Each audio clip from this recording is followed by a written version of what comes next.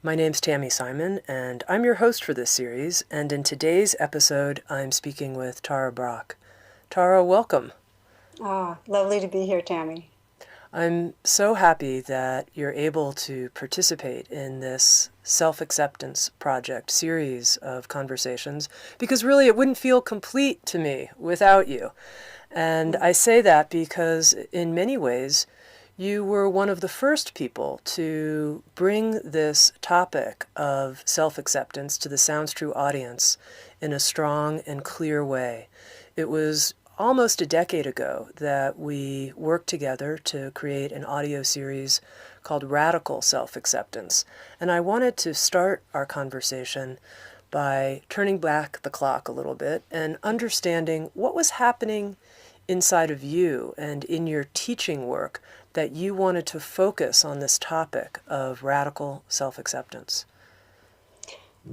Well, it was not even just starting at that time. For probably the decade, 2 decades before, it just had become so clear to me that my deepest suffering, kind of the core of it, was a sense of not enough. And when it was really bad, real self-aversion. And I saw it in students and clients, and I think of it as probably the most pervasive suffering in our society. And so in my work with myself, it came to a head. I remember in college when a friend of mine said, I'm learning to be my own best friend, and I realized, oh my God, I'm the furthest from that.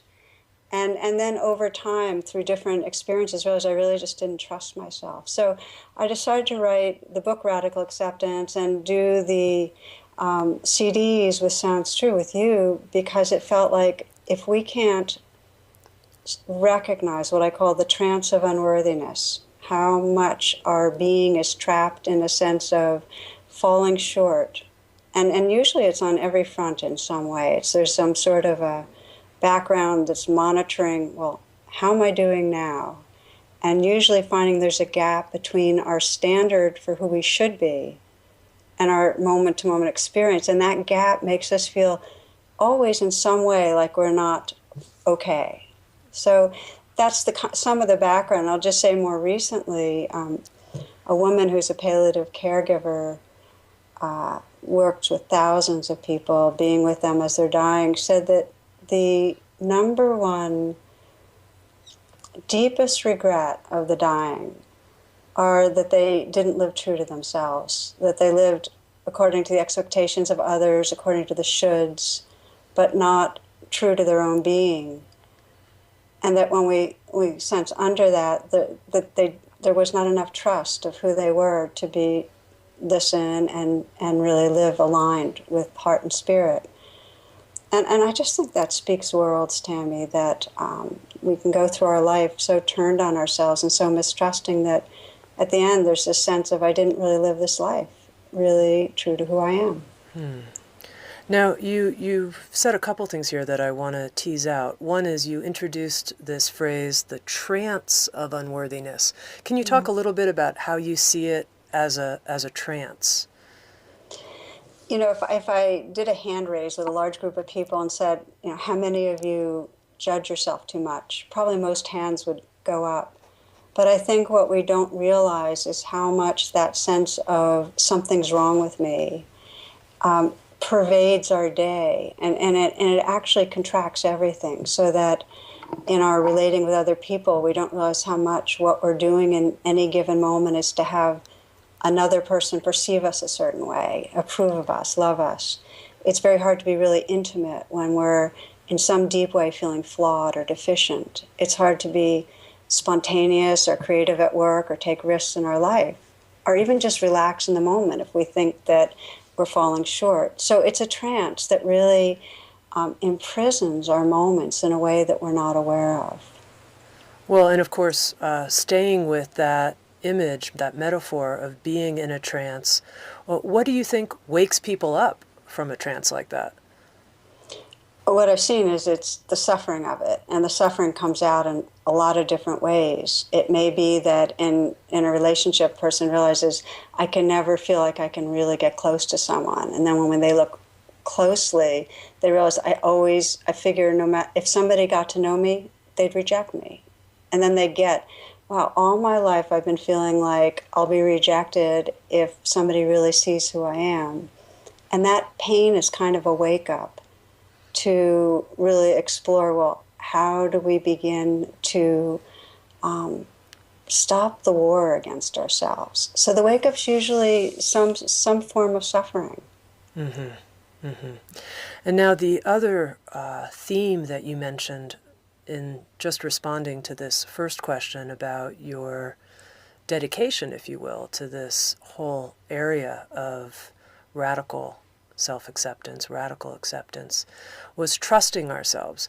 And I know so often when I listen to people, what I hear them asking me, if they're asking me a question or looking for advice, is that they want to be given permission to trust themselves. You can trust yourself. You can trust what you're feeling here. You can trust your inspiration. And I'm curious to know what you think are the keys to helping people develop that sense of self-trust. You can trust yourself.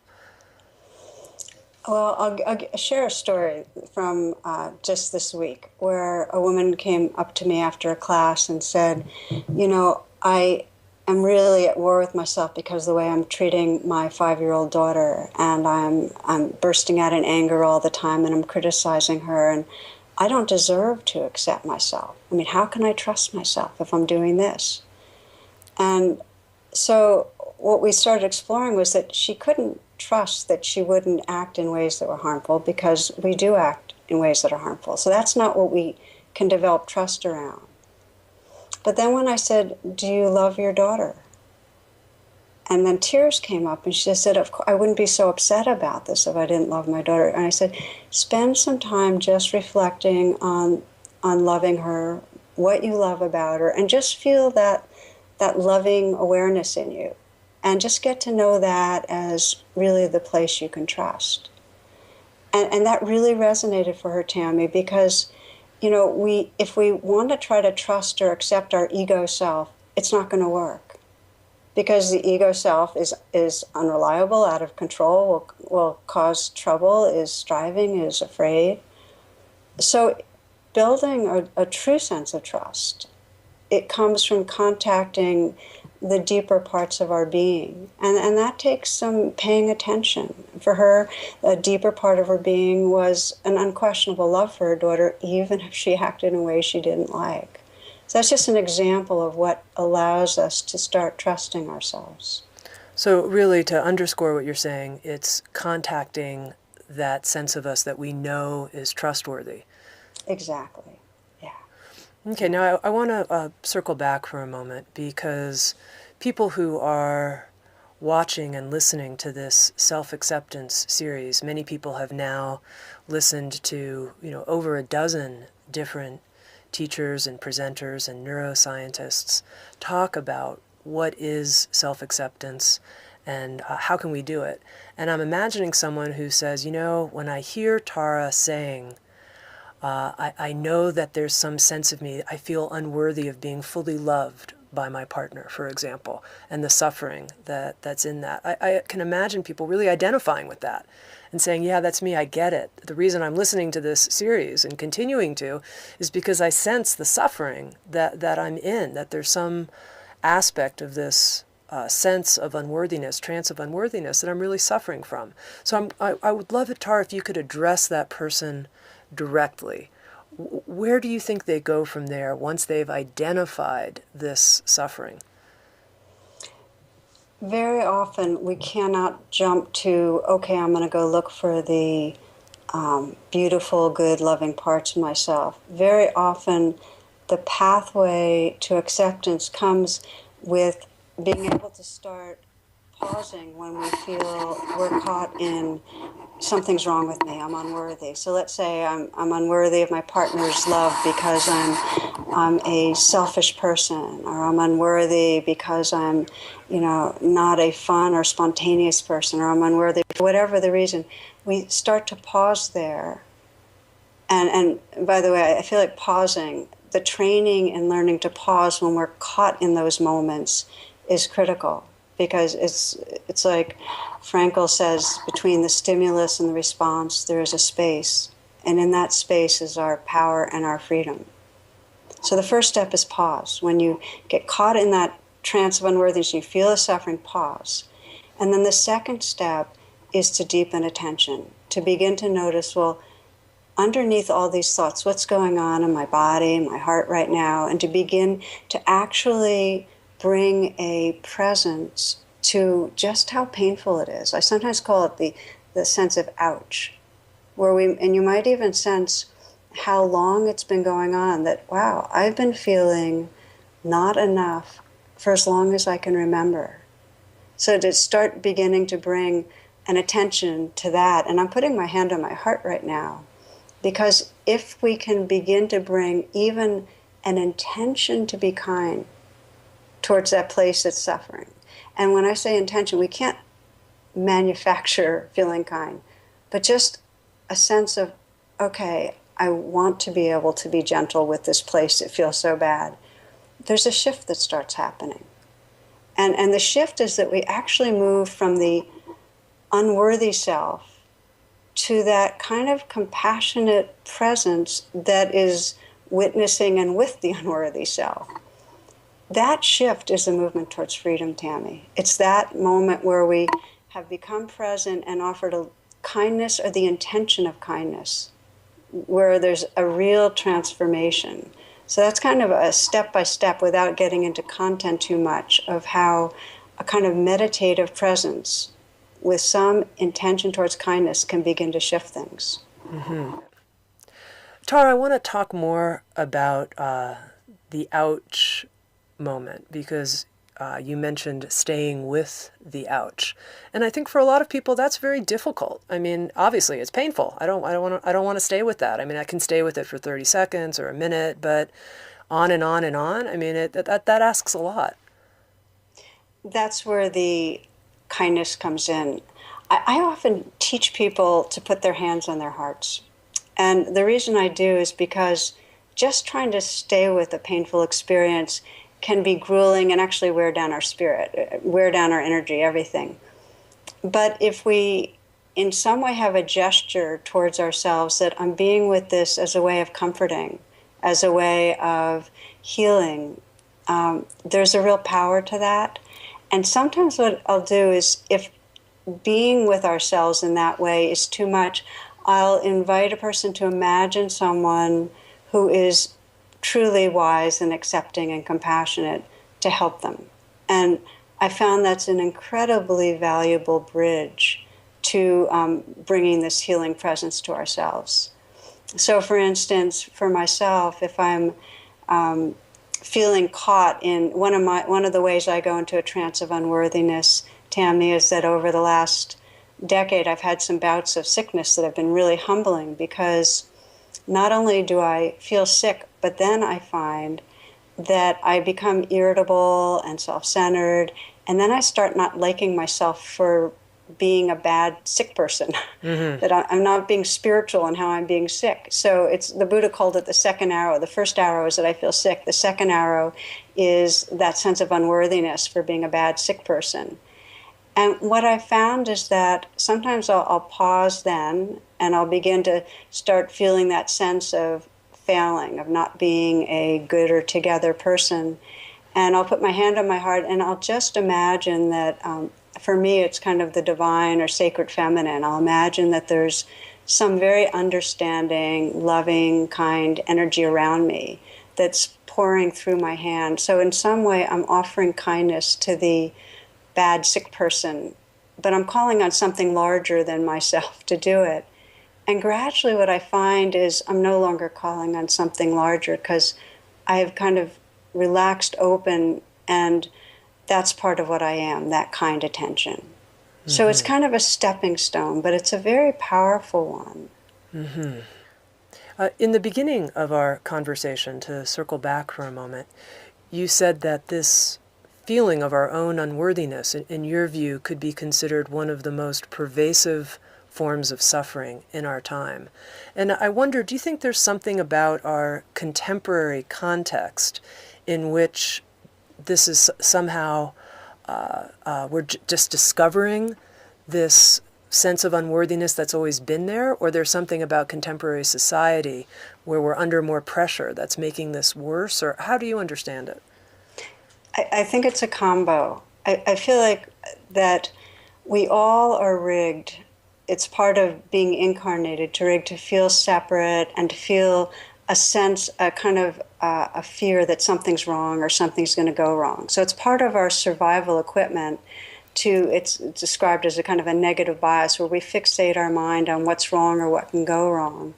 And it's a very quick step to not only is something wrong or bad, but I'm the one that's wrong or bad. And that's just part of our self-reflexive awareness, that we take it personally. We get identified with the badness. So I think that part's pervasive, that there's a sense of deficiency that comes with the evolving human ego.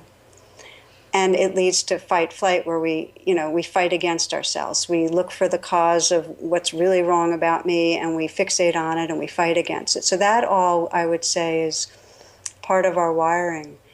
I think there, in our contemporary culture, especially in the West, there are very few natural ways of belonging that help to reassure us of what you might call our basic goodness, our feeling connected and a part of something larger.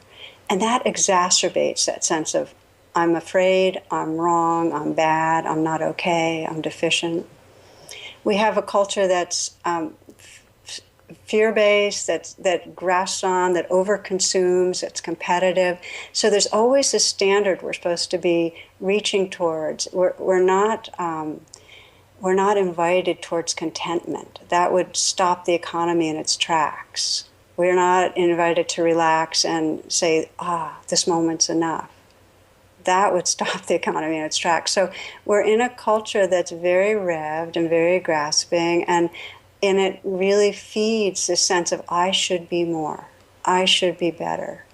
So again, I think it's a combo, and just as we might think of the tendency to fixate on wrong and bad as fight flight, we do have built into us also the capacity for tend and befriend. So it's there, it's just not that well cultivated in this fear-based kind of a culture. And I actually think of it as, this is the evolution of our consciousness, that in the same way we get caught in the trance of unworthiness, we have these capacities to tend and befriend, and they just take training. So when I teach about waking up from the trance, it's like, once we get that we're suffering because we're at war with ourselves, there can be a very deep, sincere commitment to embracing our own being and embracing life everywhere. But it takes a kind of deliberate training of the mind to shift us from fixating on what's wrong to attending and befriending. What do you see are some of the cultural innovations, if you will, whether it's at the level of family or community or even larger, that would help support this sense of belonging that you're pointing to that many of us don't feel? Conscious community. I think that wherever we see the intention and the effort to be with each other in a way where we start taking the chance to share what's vulnerable, where we take the opportunity to mirror back with each other our goodness and our appreciation, where we learn to take the inevitable conflicts and turn them into an opportunity to deepen understanding.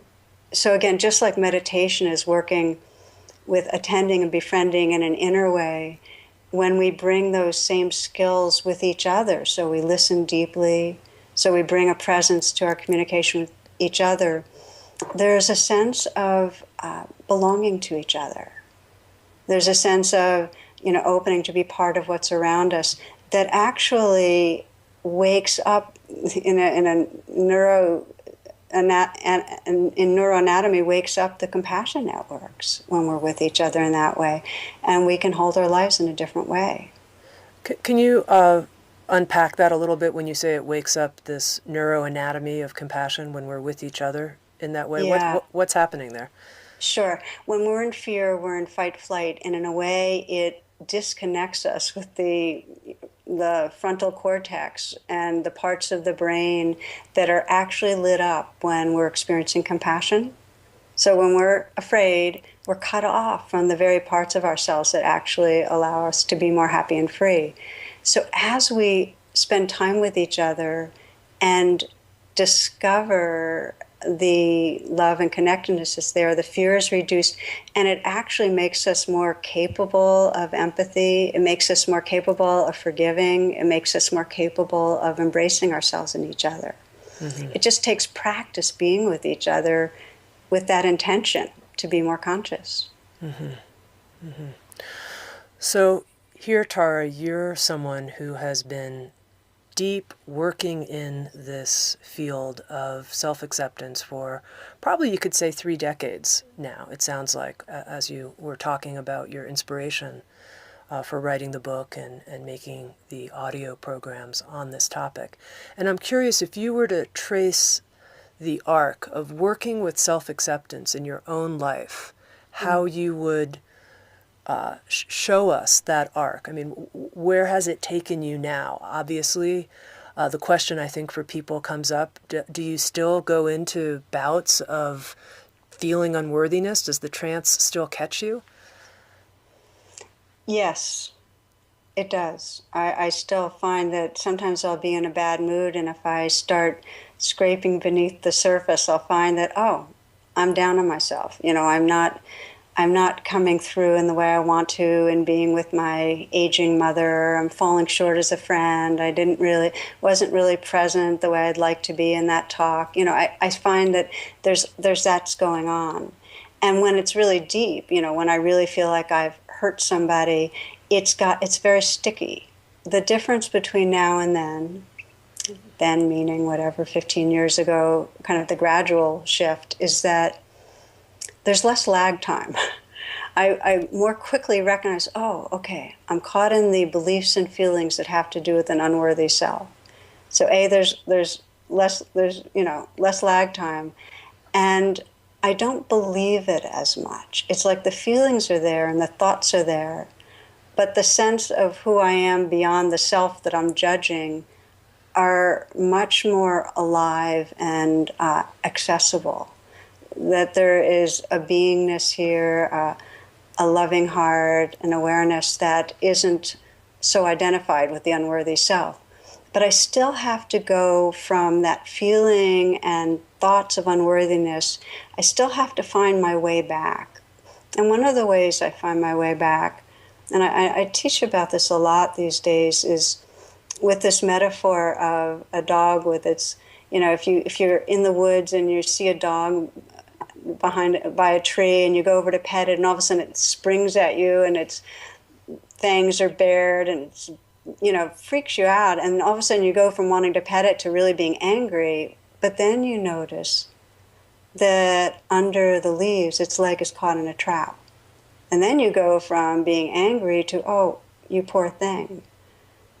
If I can pause and get that in some way my leg's in a trap, in some way I've been behaving because I've been nervous about something or hurt by something or whatever it is, if I can get that the thing I'm judging is coming from some pain, then I soften. And then that process I described before of being present with just the feelings and offering some kindness loosens the grip so I can arrive more fully in that sense of who I am that's not trapped in that trance. That's helpful, and I do want to offer our listeners this tool that you've become well known for at this point, the RAIN tool, and I wonder if you can introduce that in the context. Actually, it seems to fit with what we've been talking about in terms of this original R in RAIN, which, as you teach, stands for recognition, but then the rest of the process.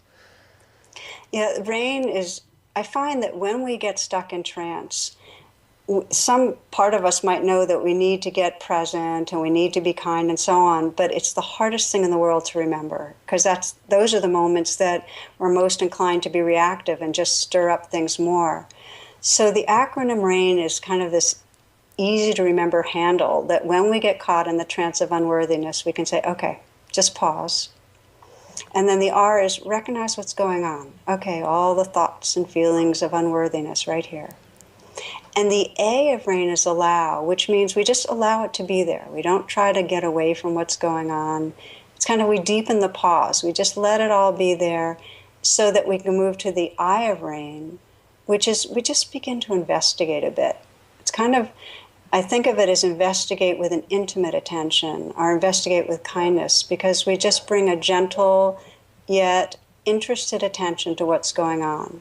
And this is where we start loosening the grip to free us from the trance. And so, for example, I described before how when I get sick, I can then start turning on myself as the sick person.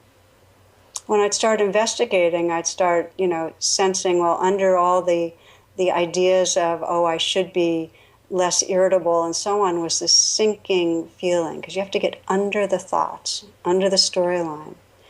And it was when I'd start investigating and sensing this sinking feeling and this very core belief that, wow, if I am this bad at being sick, I'll never wake up and be free the way I want to be. I'll never be enlightened.